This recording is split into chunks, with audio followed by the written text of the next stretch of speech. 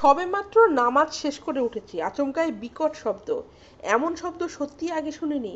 আর ছুটে এসে যা দেখেছি, নিজের চোখকে বিশ্বাস করতে পারছিলাম না। বীভৎস দৃশ্য।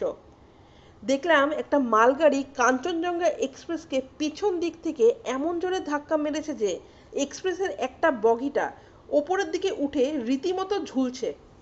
আর দুটো বাগি লাইনচ্যুত হয়ে দুপাশে পড়ে রয়েছে। চারিদিক থেকে তখন বাঁচাও বাঁচাও চিৎকার আর কান্নার শব্দ।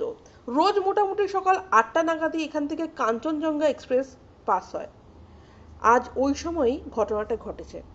পাশেই নির্মলজোত গ্রামে থাকি। তখন মেরেকেটে সকাল 8টা বেজে 5 মিনিট। সময়টা মনে আছে, কারণ তখনই নামাজ শেষ হয়েছে।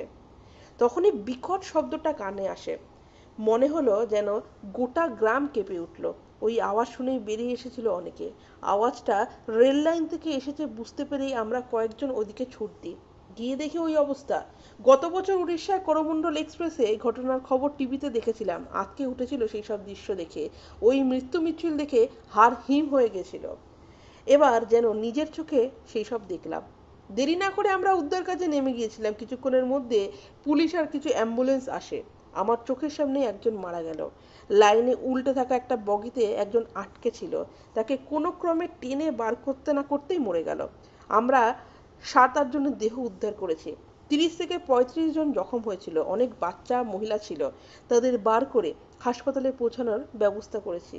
অত অ্যাম্বুলেন্সও তখন ছিল না। অনেকে প্রাইভেট গাড়িতে আক্রান্তদের হাসপাতালে নিয়ে যাওয়া হয়েছে। অনেককে তো আমার বাড়িতেও নিয়ে গিয়েছি। আমাদের আজ কুরবানির ঈদ।